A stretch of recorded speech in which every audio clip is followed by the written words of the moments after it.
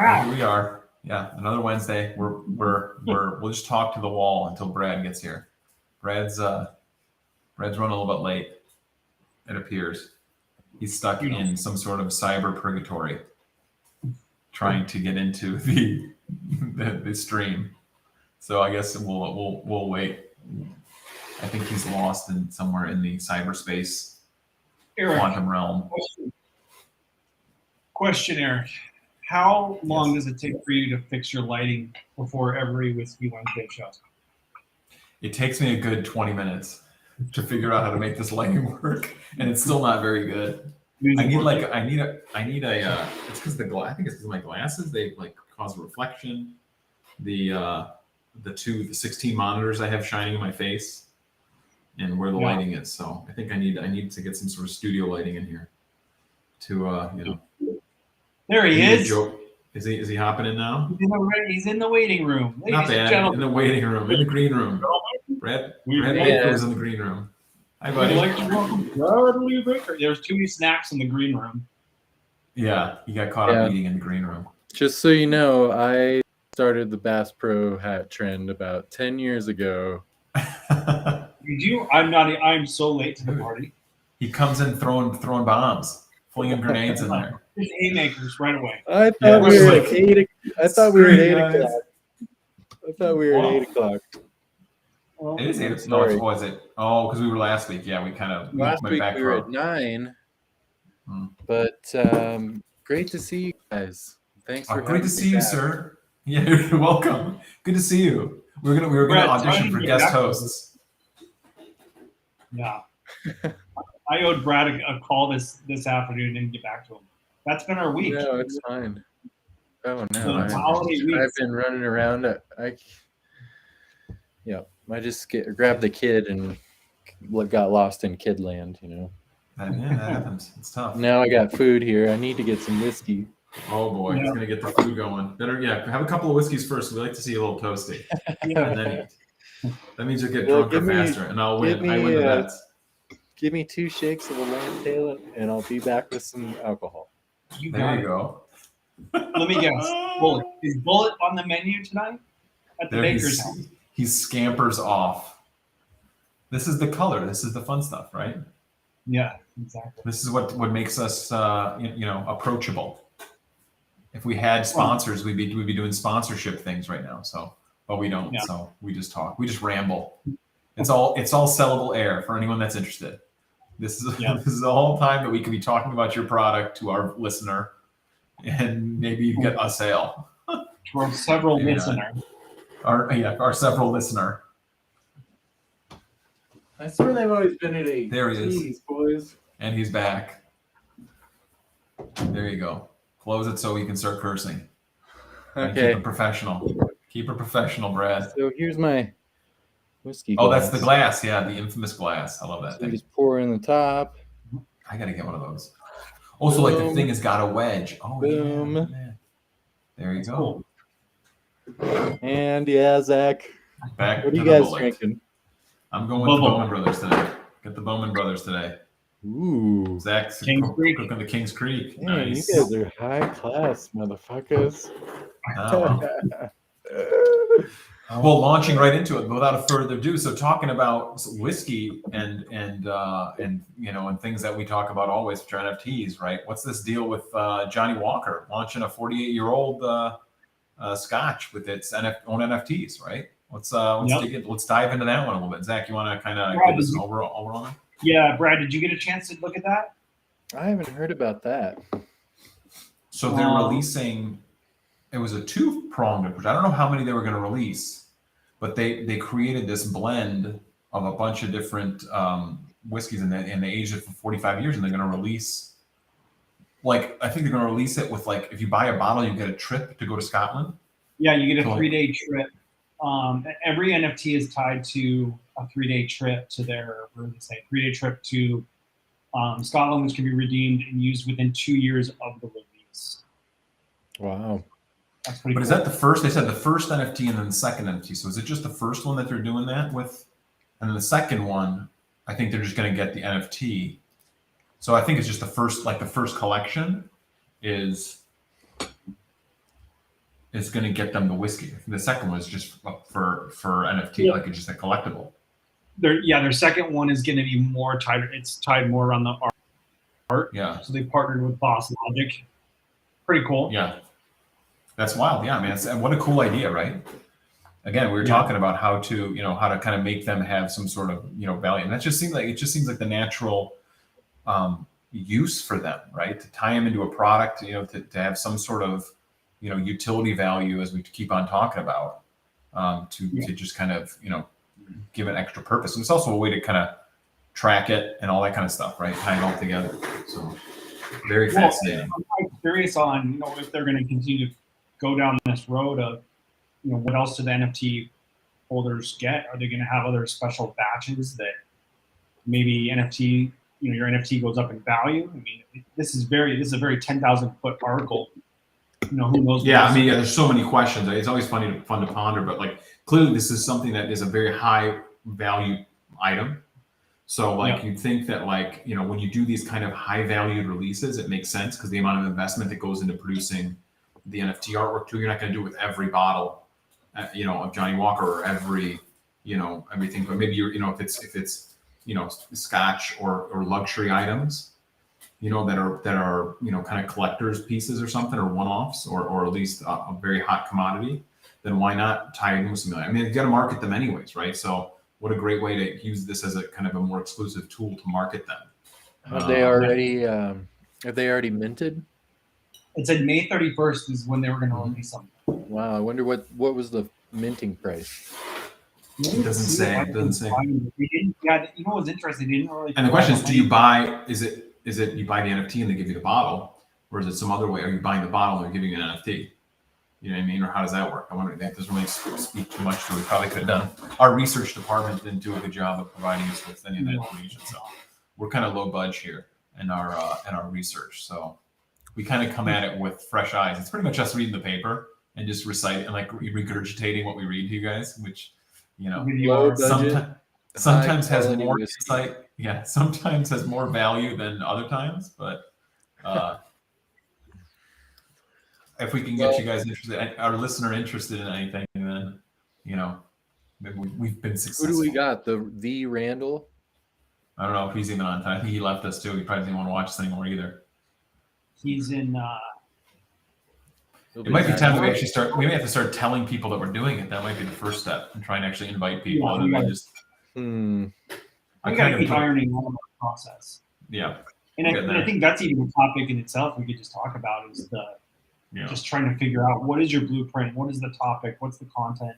It's funny because we never really think about, even with how crummy of a job that we've done so far, it still takes a lot of work to be this bad. It takes a lot of work to look this bad. Yeah. Yeah, it takes planning. We need researchers. We need interns. You get a whole new respect for not only podcasters or bloggers, but think of like a Joe Rogan or some of these major network, anchors. Man, because even if they have a whole bunch of information and content fed to them, they still got to sift through it, have their opinion or their take that's unique to their audience. Sheesh. I need a teleprompter. I need my research assistants providing me with, instant information to feed. That'd be nice. That'd be nice. But maybe today we could talk about how we could possibly prepare for an NFT event like Expoverse. Maybe for a little bit. Well, yeah, we have some into this. Go ahead. No, I was saying we have some stuff that we we curated for tonight just to kind of discuss. I think that's a great, because we were kind of going to go light on NFTs and stuff. So if you want to fill in some of the voids there, I think that's great. Yeah. I think we had there's a lot of interesting stuff happening. Even just again, every week to week, there's so many unique things that I'm picking up on and just seeing, and and then that's just like happening in real time, right? Like the next thing that we were going to talk about right off the bat was that that this former OpenSea executive was arrested and charged with insider trading of NFTs. They were are actually prosecuting him because he worked for OpenSea, and what he was doing was he was finding out ahead of time before they were going to produce the collections or promote the collections on the homepage, and he was giving that information to people, and they were buying them, and they were kind of kind of what do you like cherry picking those higher value ones and riding the wave up and then dumping them, and yeah, so he'll be prosecuted for that kind of stuff. The SEC is it's an SEC thing, I think, right? Zach, is that what it said? Yeah, so it's got to be.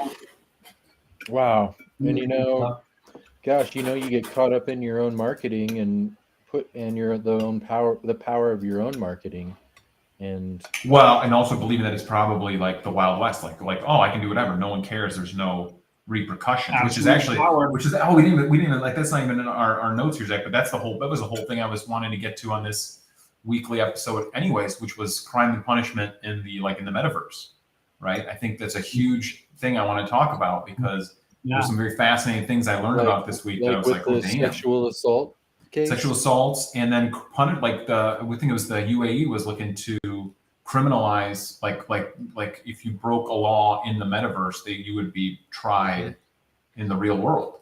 Mm-hmm. So how does that all work together? And let's just jump right into that, because this is a perfect segue into there as far as the OpenSea guy, because obviously it's a crime that's it's a crypto crime, so it's technically a financial crime, but it's it's just very it's just interesting. I mean, it's just interesting that that we can do that. I like thinking about how that's regulated. Like, wow, is there? I guess you would think that there'd have to be somebody or some type of entity monitoring or like policing the metaverse, but in actuality, it's probably just the algorithm. Yeah. But crazy to think about. Okay, to dig in a little bit deeper here, right? So what we're kind of referring to is, one, you have financial crimes, right? Which is this kind of in essence insider trading, right? I mean, that's manipulating currency value, and so I can see that being more tangible.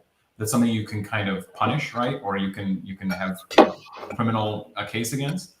The other thing we're talking about is there was a article where there was a research, and this has actually happened a bunch of times.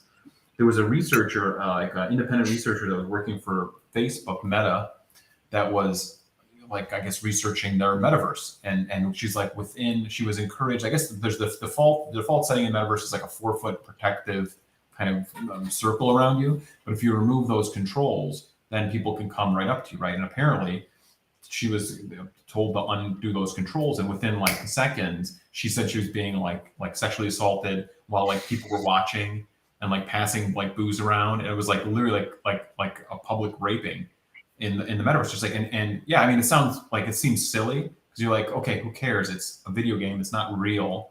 But apparently, the sensory experience is pretty intense. The emotional damage. Well, it's but okay, think about it, right? I mean, at the end of the day, if you're immersed in this world, which is what they're kind of encouraging, it's still a violation. I mean, it's not the same thing, but if it's, okay, this is going to be getting really crazy quantum physics kind of for a second here.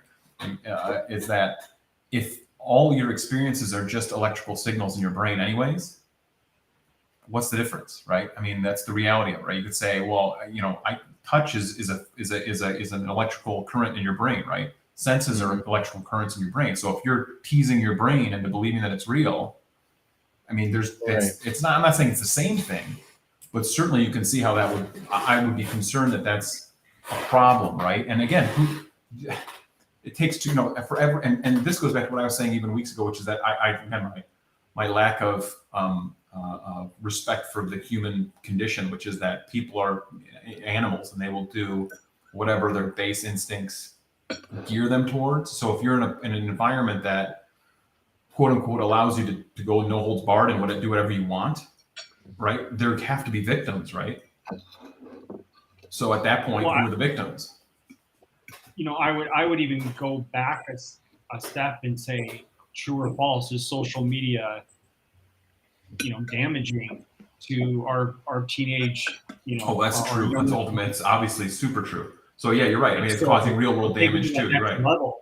Yeah, I mean, we're seeing the depression. We're seeing massive issues with that generation, with I mean, even us, right? The Gen Xers and millennials, huge problems with that. So yeah, you take it to that. You're just all you're doing is you're up in the ante. Yeah, right. You're giving them full reign to, like, in essence, again, if you're going to tout that you're creating this immersive world, right, which in essence is going to be a new reality, those crimes will happen. And I'm glad to hear that at least it's being thought of as how you deal with that, right? How you handle that in a criminal situation, right? I mean, clearly, you know, I mean, you can say it sounds silly, right? It's like, well, you know, what murder in the virtual world. Come on, it's more about psychological trauma as opposed to anything else, right? It's just like you're doing, if these are, if that's where it lands. And look, I just feel like it. Yeah, I see. I feel like tie back to what's equivalent of like pulling your pants down or peeing in public. What's that ticket you get? Like in public indecency, right? Right, indecent exposure. You can kind of maybe at that level, and then you kind of get labeled a certain way. But I think definitely it should be punishable in the real world. Yeah, because we don't want it to run wild. Right, and it depends on the metaverse too. I bet there'll be different metaverses that have different restrictions. Like Eyes Wide Shut parties. Probably. I mean, yeah. I mean, I guess you're right. It's like each one will have their own little like rooms that they, I guess. And at the end of the day, too. I mean, she should. I mean, not she shouldn't have, but there's a reason. I mean, if they do have those safeties in place, then I guess that would solve some of this. So I mean, I guess it's kind of, it's not fair to say, look, there's no safety measures in place. It's just, it's interesting. I don't think anyone's really thought it through fully.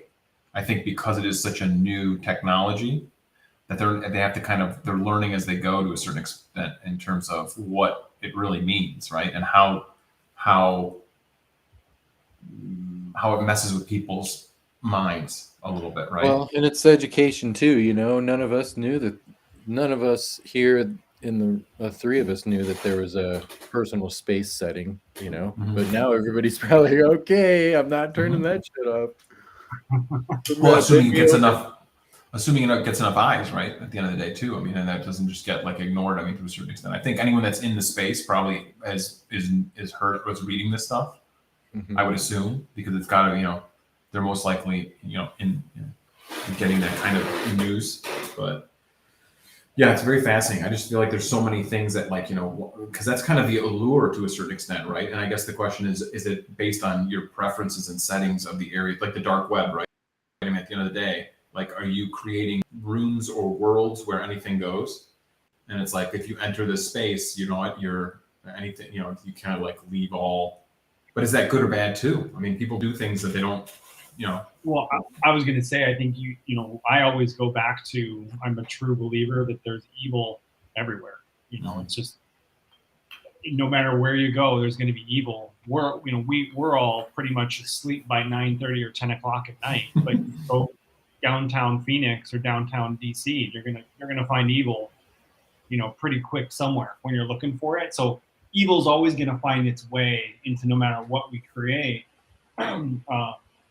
Especially in these virtual worlds, and it's a whole new ball game, I guess, of what we're gonna. Yeah, I guess I never realized the impact it can have on somebody. She's doing research, right?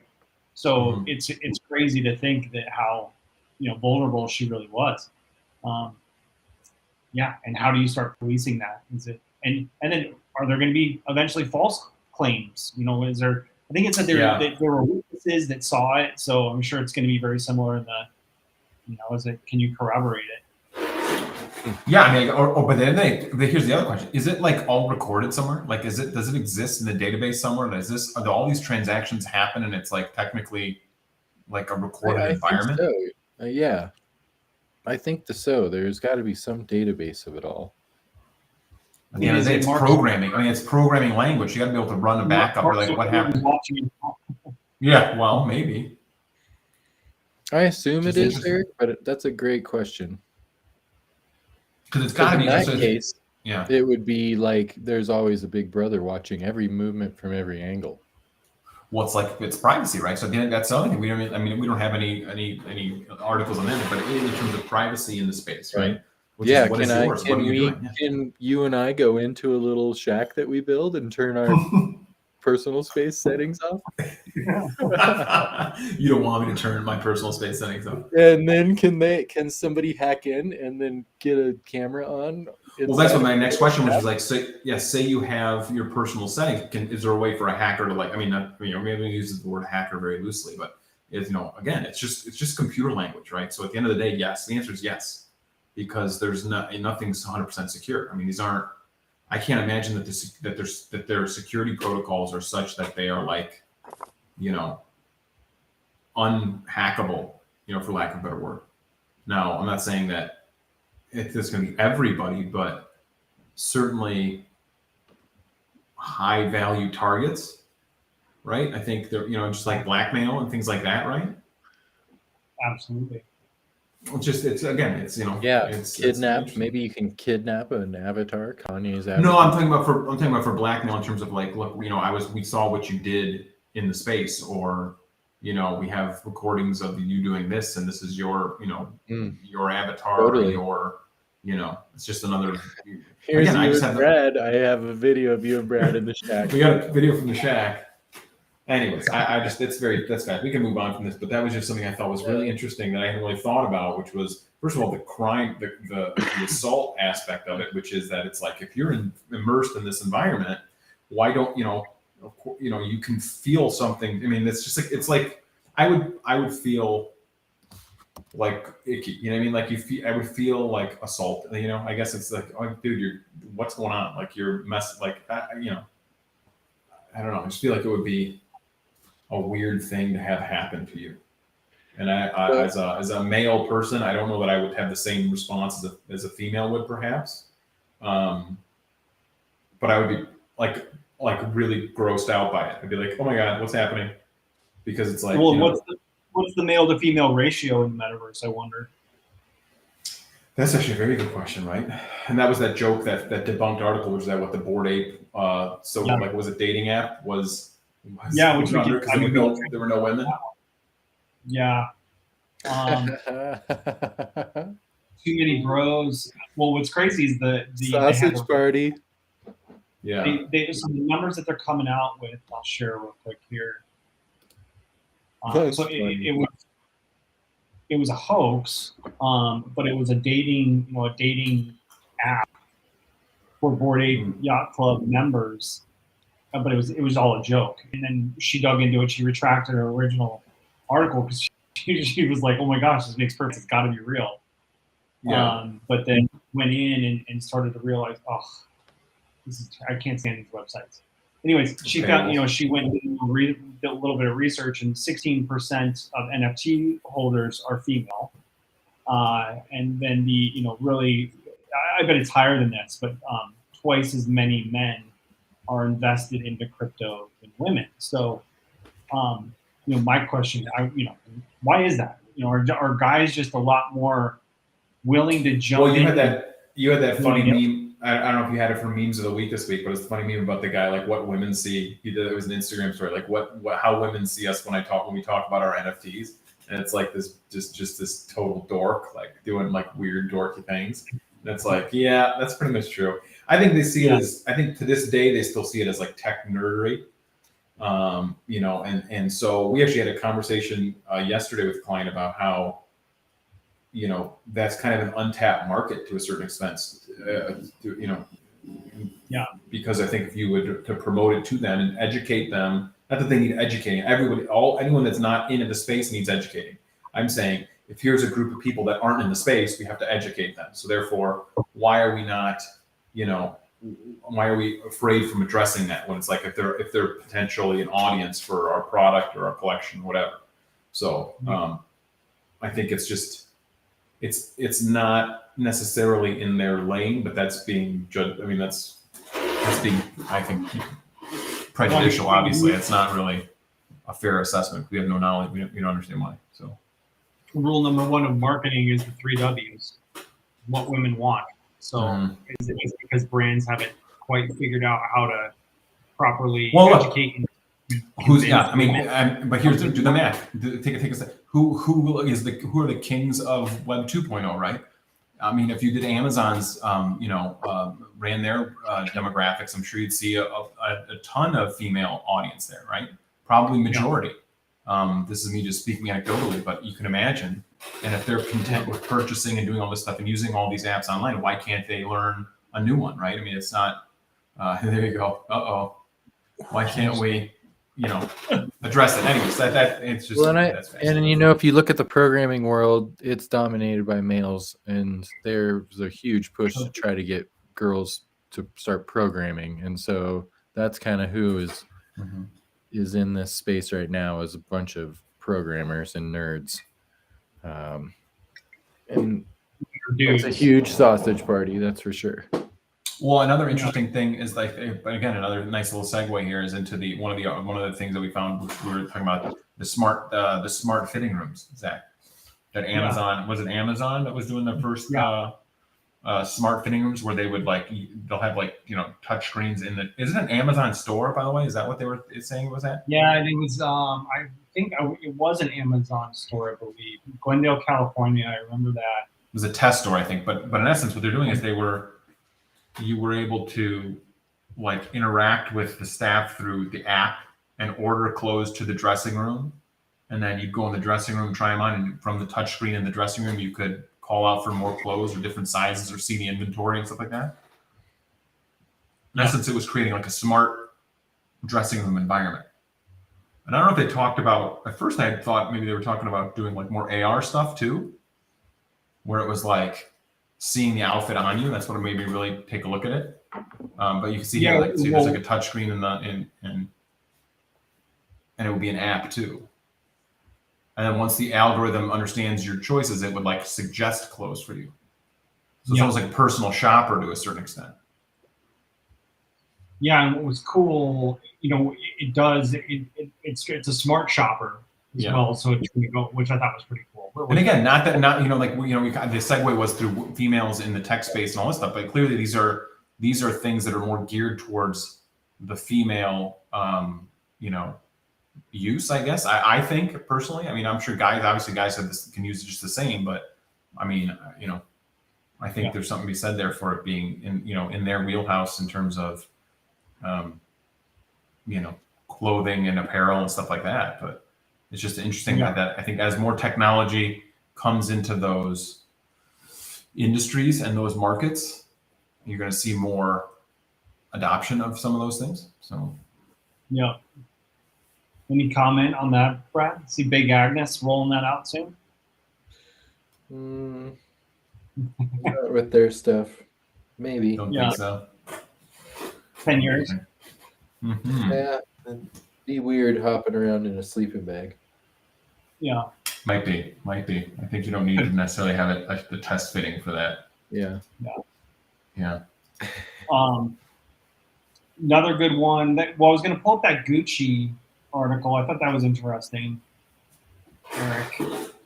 Well, that has to do with wearables and technology, right? So Gucci did an 18-karat gold, one of those sleep rings, right? Those they look like wedding bands, but they actually kind of track your sleep and your sleep habits and stuff. But clearly, like I said, that's a high-end brand that's getting into that kind of tech space, right? I mean, there are all these wearables. And this was actually a question I kind of had for Brad, which was, where do you see wearables going kind of in terms of technology and people's use of them? I mean, do you think, it's clearly it's an uphill battle so far. And do you see that changing anytime soon? Or is it, what's your thought on that?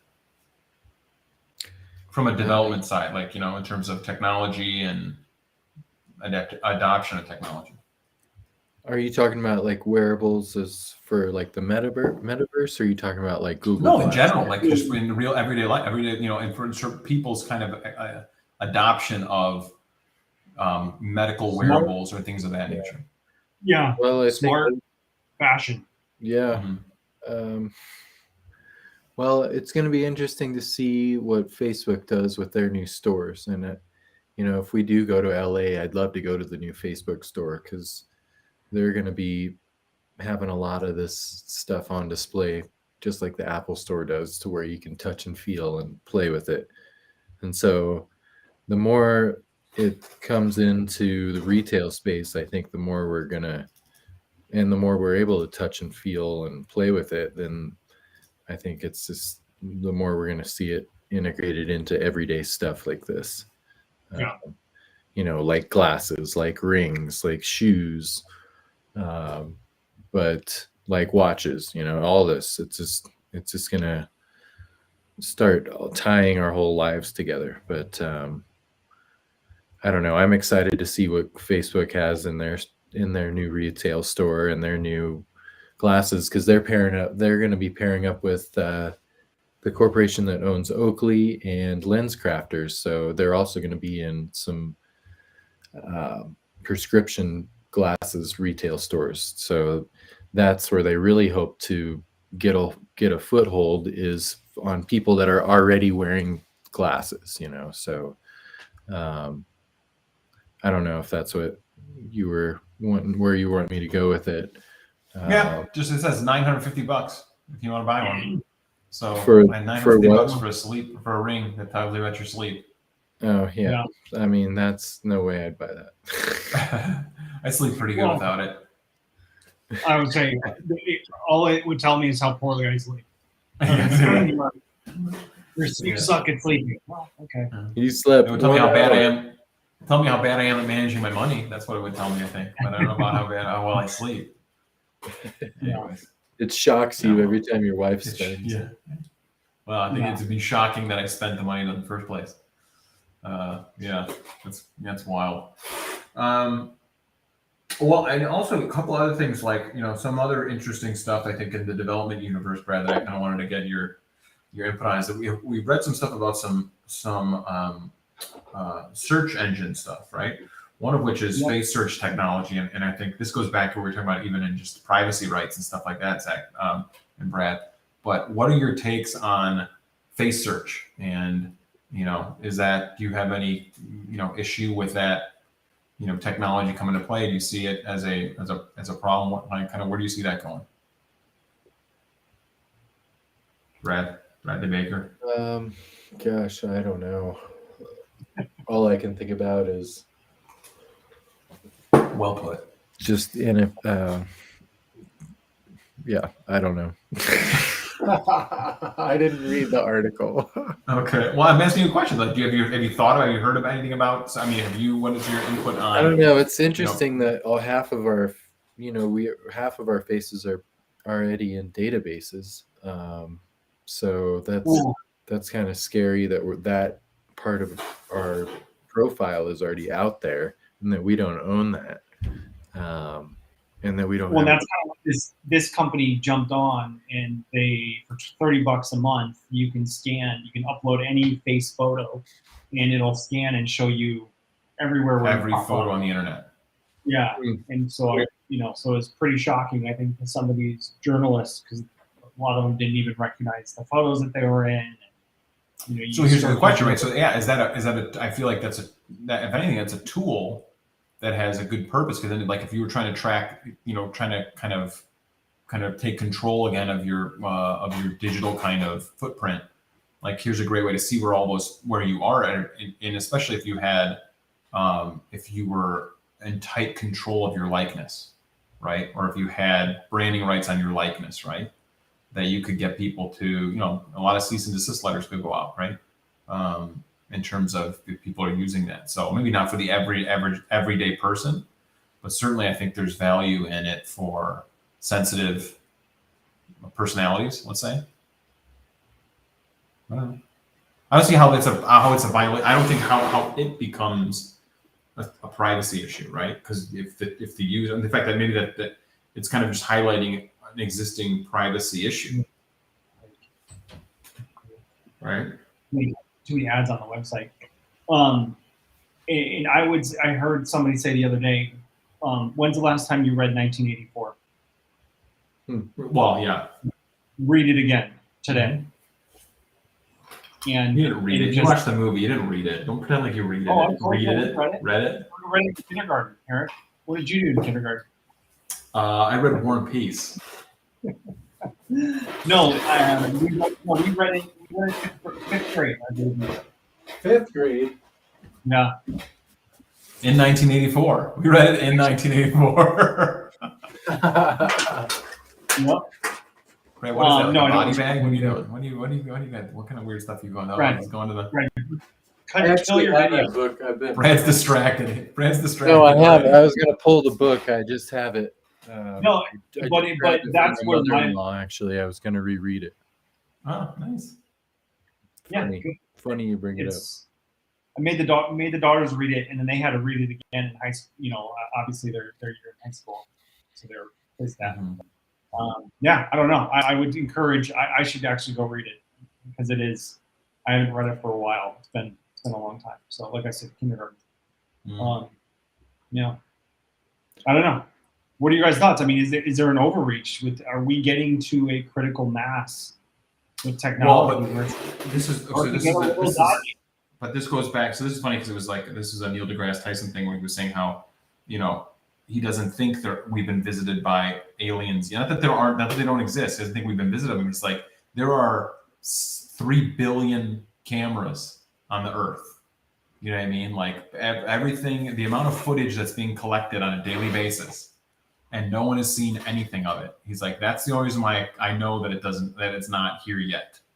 You know, or they haven't come down to the planet, so to speak. So that goes back to your thing. It's like there are so many cameras out there. It's just every traffic light, every home camera, every cell phone camera, every laptop camera is all technically usable, right? I mean, ultimately, the fact that we connect. What I don't think people really appreciate is that we are voluntarily connecting to a Matrix. a well of connectivity. I mean, in essence, we're plugging into anyone has access. It's a conduit, right? It's just it goes both ways, right? There's a reason why you upload and download data when you look at upload and download speeds, right? For your internet provider, right? The data goes both ways. So anyone can technically enter your system and control your camera, I not to be all conspiracy nut wise, but I mean, it's true. It's just technology. I mean, it's not like, voodoo or like, or magic, right? It's like, it's technology. So, you give up your rights. I mean, to a certain extent, you're giving up certain freedoms by having these technologies. I think you have to accept that or at least don't be that naive. Do you believe that people have a choice, or did we? You have a choice. Well, you may not be able to survive in the environment. Meaning, you could always go live in a the power went out the other night here and everything was dark and I was like, wow, that's weird. Like it's weird. Yeah. You know what I mean? You think, well, everything is so interconnected. Just little things. You're just like, I can't. The hum of electricity is not in the air, which is kind of really messed up. But that's the truth. Was it a rolling blackout? It was a storm. Why did you guys lose power? It was a storm. Just, wind must have knocked down a tree. It came back on an hour later, but it was like, wow, like it really made it's, every now and then that happens, every now and then you're kind of like, oh yeah, wow. Like everything stops. I mean, you still have the ironic thing is there's still a cell phone and I still had internet connection on my phone because it was through the, through the airwaves, right? Through my carrier. So ultimately, we give up privacy. We give up freedoms to get convenience, right? And that's just a choice. You could go live in the woods in a cabin. Brad and I are going to live in a cabin and remove our digital space, our safety area. And I think you could go in and be safe. You could be a digital citizen and do the research and set yourself up with firewalls and double authentication and be that person that sets up all those security fences. But it takes a lot of time.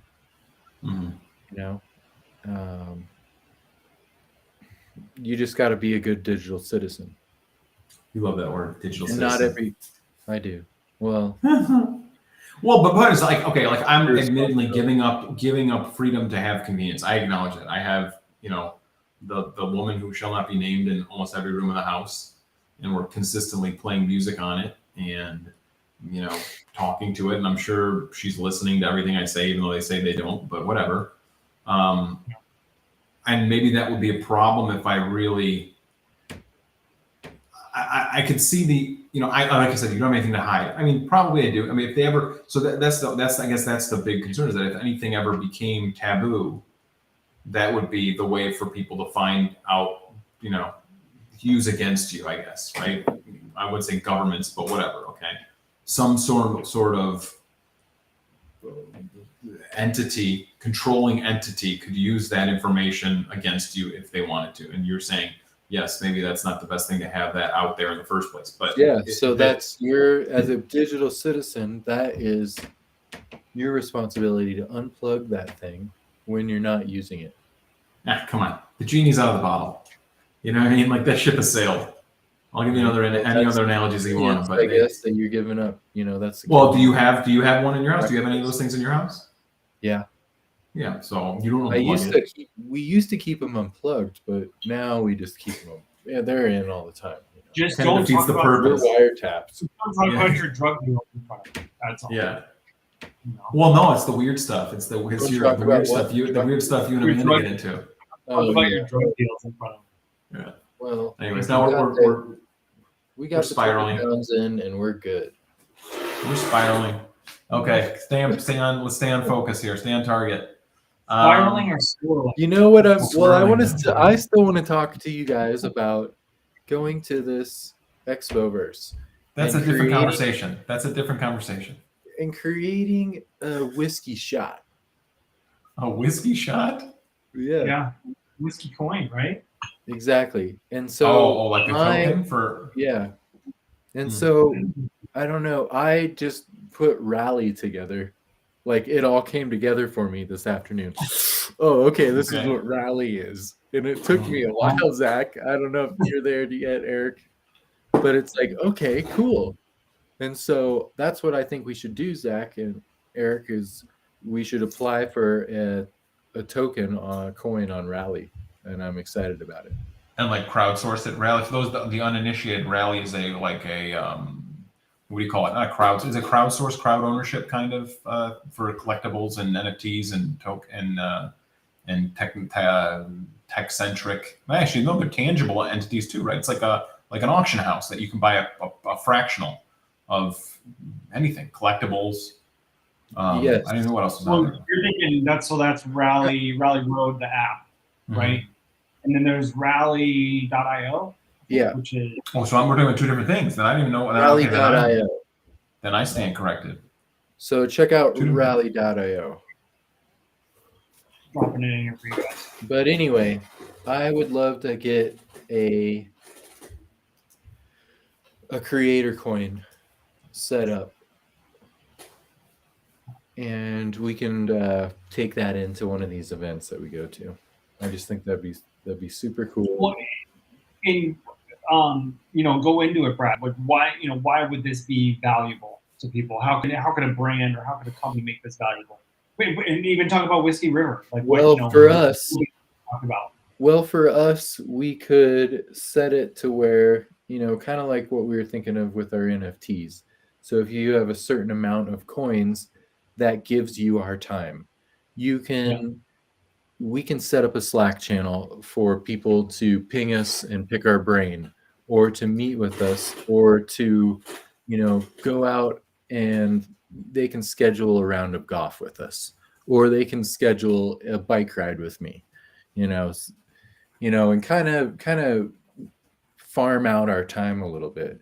So kind of the consultation tip, we could kind of farm out some time that way and have sort of a subscription base with the coins and the NFTs for Whiskey River. But I also think it's cool to use for networking at these events. And once we meet people, and we get their contact, we can send them one of our whiskey shots, and then that gets them whitelisted for any NFT projects that Whiskey River does here and in the future. So Yeah. I think there's a lot of things like that we can kind of outline, and that you do have to outline in order to apply with Rally. But yeah, I don't know. That's kind of what I was digging into today. But then on the other hand, we could instead go onto Ethereum and create our own token, have it deployed to our wallet, and then we have a bunch of billion whiskey river media tokens, and we can start airdropping those to people. So Brad, going to that, what's the difference between building a token on or creating a coin on Rally or building your own digital token? Is there a benefit, or are we still, And I believe, and I'm still learning all this Yeah. stuff. It's pretty new, but I think it's essentially like having OpenSea mint an NFT for you. They have the platform to do everything, and run the gas fees and deploy the NFTs and all that on the blockchain.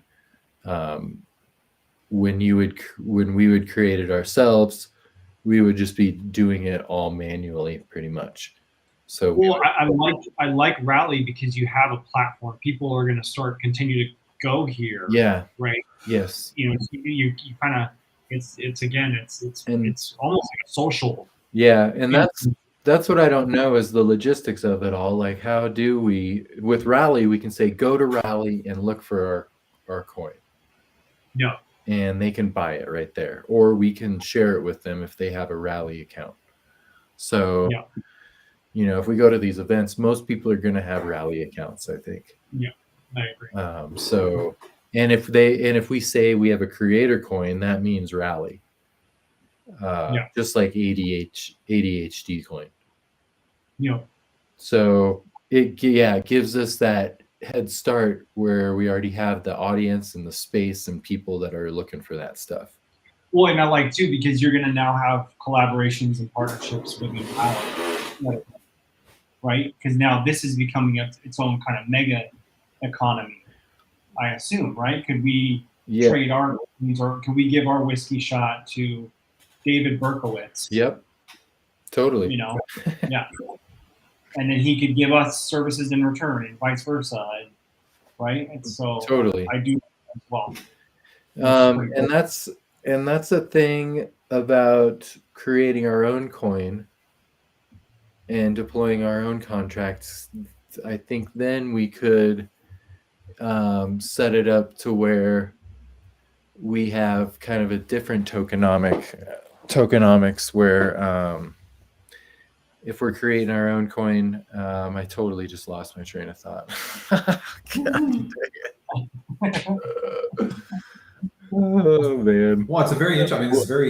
I think it's a unique way to go about marketing services too, right? It's another access point, and it's another tool for us to promote and to get people to bite on services, really. Yeah. So what I was going to say, actually, if we create our own coin on Ethereum, then let's say down the line we do an NFT project. I think it's easier with Nike. We can say to all of our Whiskey River community, hey, if you go mint on Nike with their NFT, or if you go to Nike, you can get on their whitelist if you have a Whiskey River Media coin in your wallet. So we can have a little bit more control. Well, Brad, is this something we look at for Nifty Dogs? Yeah, and we are. Better on this instead of building. Going with Rally? Yeah. Possibly. Let's dive in. Well, you can look into that some more this week. Yeah, possibly. I kind of like where we're going. I do too, but I feel like we should rule it out. Because again, an NFT project that's built with unbelievable cause, right? Yeah.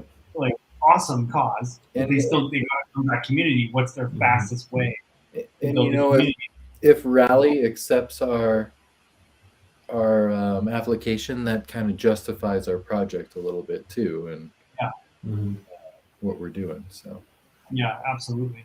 yeah, possibly. Good So stuff. I encourage you to look at the application, check that Yeah. out. But I'll dive in. it all started coming together for me because the first time you told me to look at Rally, I was like, what the just the hero alone is going to give me a seizure.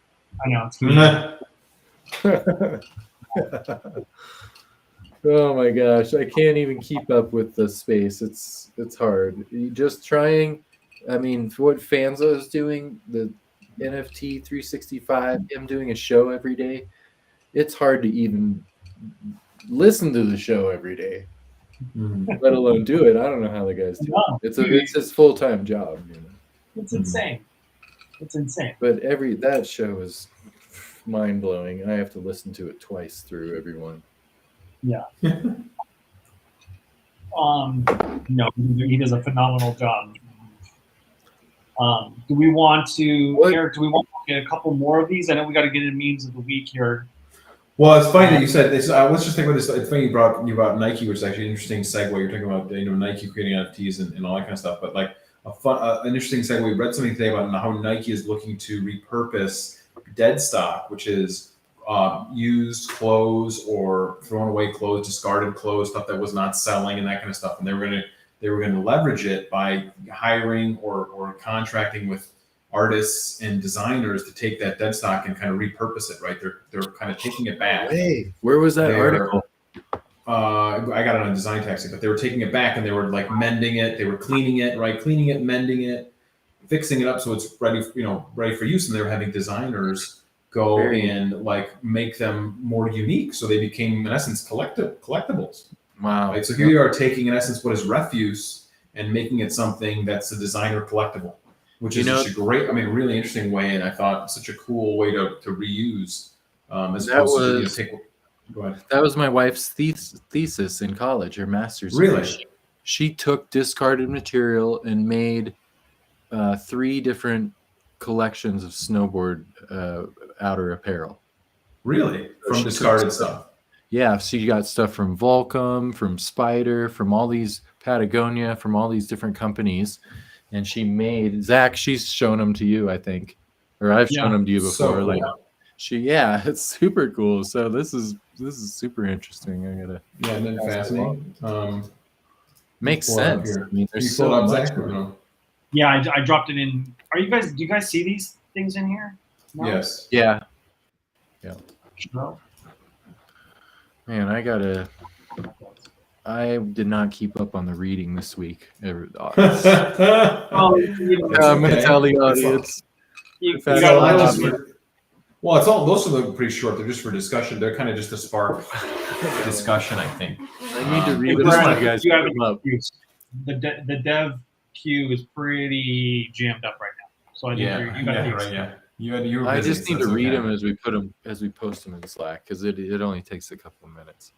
Yeah, most of them are pretty short. The ones I find are pretty short. So, but it's very fascinating. I just thought this was what a great way to, kind of turn something that's garbage into something that's like designer, like not even that, but like collectible level, right? So it's actually, and I don't know if they were doing what they were doing with the proceeds in terms of, are they just pocketing it, or if they were, gonna use them for even philanthropy or anything like that. But it certainly is a cool concept, I think.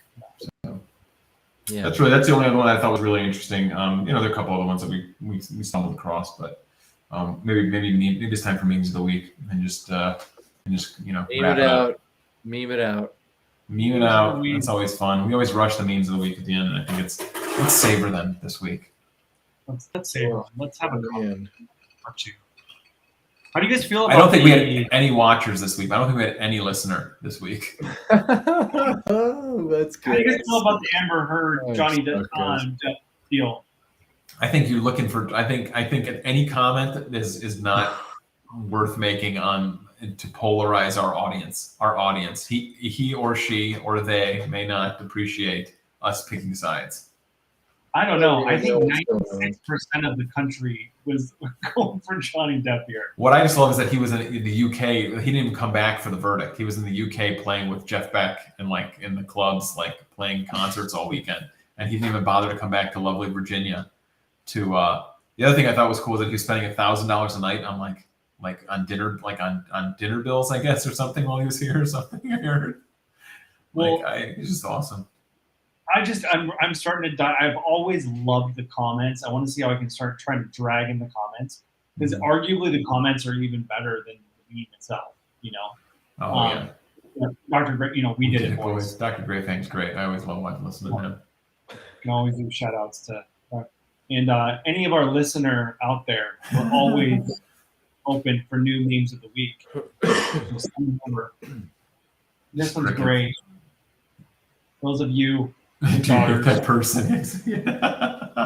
Yes, exactly. The old recorder. You guys had to do the recorder? I remember that. Do they still do that, by the way? Do they still make them play the recorder? Yeah, they call it the what do they call it? Satan's flute.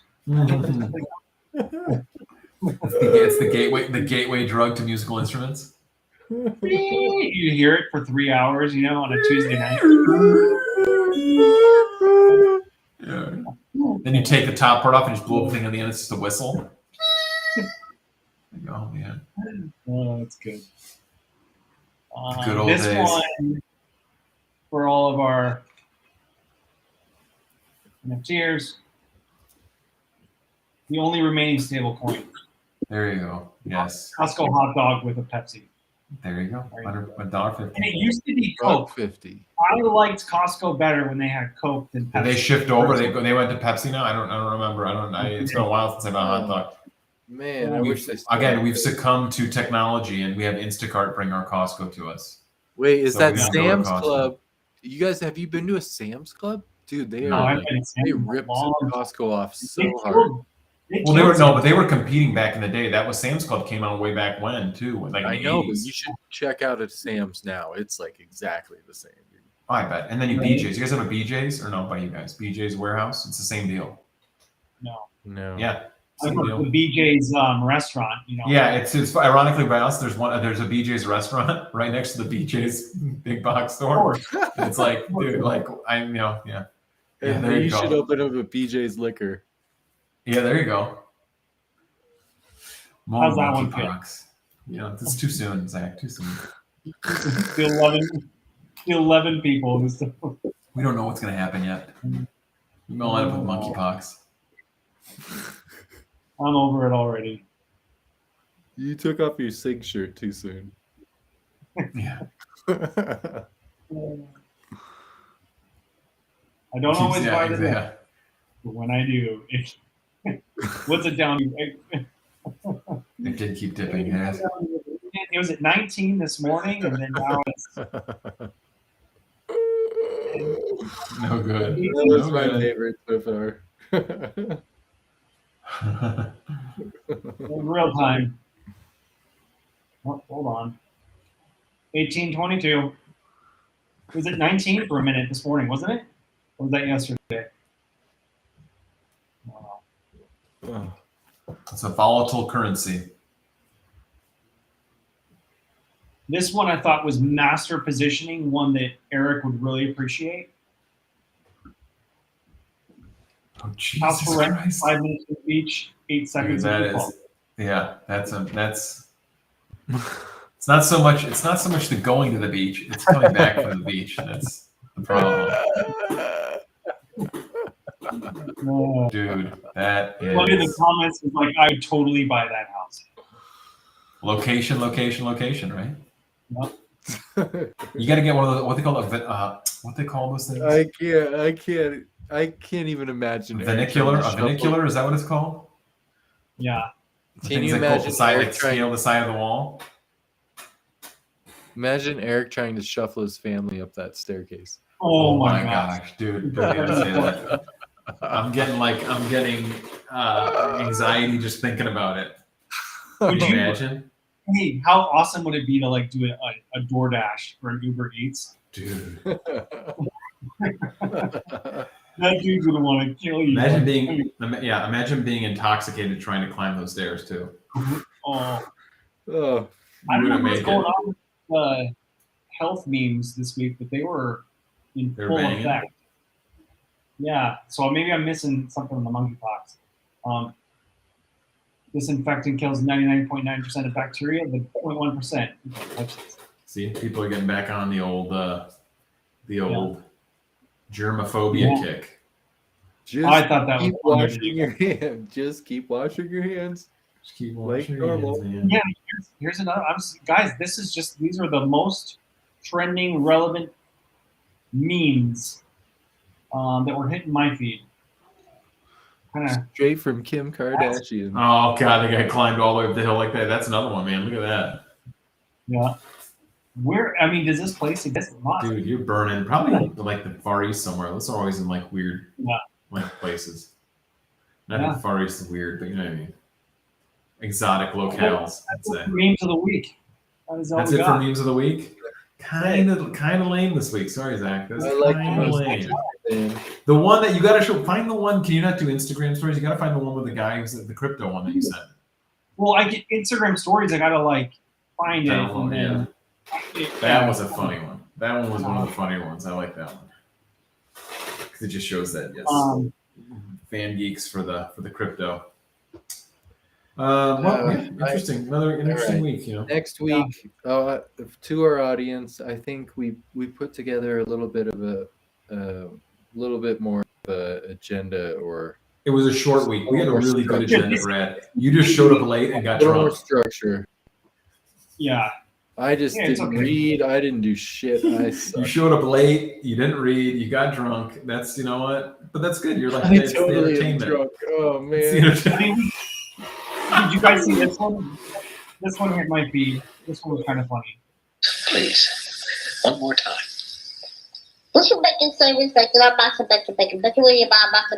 Yes, please. One more time. You should do your hair like that, Zach. I think it was just kind of a lame week. Yes, please. Kind of a lame week for memes. I do like your Bass Pro hat though. Bass Pro Shops, maybe. That's where it's at, man. Living the dream. It is. You get lost in there. Has anybody gone when Santa Claus is there? No, I went once when they were doing fishing lessons, like in the lot, like in the building. They had like a pool set up, like an above ground pool with like fish in it, and you could like fish in the pool. I was like, dude, you guys it's awesome. That place is or Cabela's too. Cabela's is a good spot too. Do you guys have Cabela's? Yeah, you gotta have Cabela's out there. Right? Yeah, we have Cabela's. Cool. Cabela's is Glendale.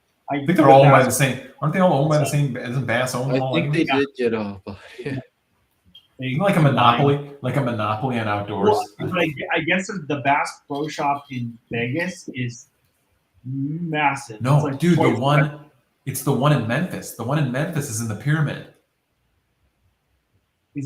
What's the pyramid? So the pyramid was their basketball stadium. It was like the stadium they built on the river. It was shaped like a pyramid. It looked like the Luxor. Okay, but it was a stadium, and then apparently like whatever I don't know, the Memphis is the Grizzlies, or they get a new stadium or something like that. Yeah. It was like an arena, right? And a gigantic Bass Pro Shop with duck commanders, like or something like that. There's like a hotel in there too, and all kinds of stuff. And it's like really crazy. You should check it out. Like it's like a whole thing. But yeah, that's like the Mecca. But I don't know. There's one in Vegas that's really good. Yeah, exactly. Have you guys been to that? The Mall of America? No, I have not. It's only there's a new one then in Jersey too, which is the American Dream Mall, whatever it is, the one they built right across from the Meadowlands there. It's got the indoor skiing hill, and Brad, you should go there. And it's got like a Nickelodeon theme park in there. I would be there. So much stuff, yeah. But it's like on the other side of it's like in Jersey across from Manhattan. And it's like I think they were hoping that people from like that were going to visit New York would go there, but like it's going to take you 3 hours to get from New York across the river to get there. So I don't think they really thought. I don't know. It's like might as well be a different destination. Like it's anything around the New York area. So it's just hard to get around it. So you can't do that. But anyways, they have an indoor ski hill, Brad. So you should go skiing there sometime. Yeah, I'm sure it's just like out your window there. Come on. Probably not. Is it still snowing there, by the way? Dude, it did a couple days ago. We're kind of thawing out again, but not here. It's been a while. It was 90 something. It was almost 100 degrees here. It was 26 degrees when I woke up. Whoa. That's Colorado. We're still waiting to put stuff in the ground. Yeah, it's June There's 1st. 102, I think, here. Do you get a lot of like this isn't necessary for Whiskey Wednesday. Anyways, wrapping it up. Thanks everybody. Yeah, have a good We night. appreciate you you listening. We'll see you next week, right? For more of Brad's antics, listener, you'll enjoy it.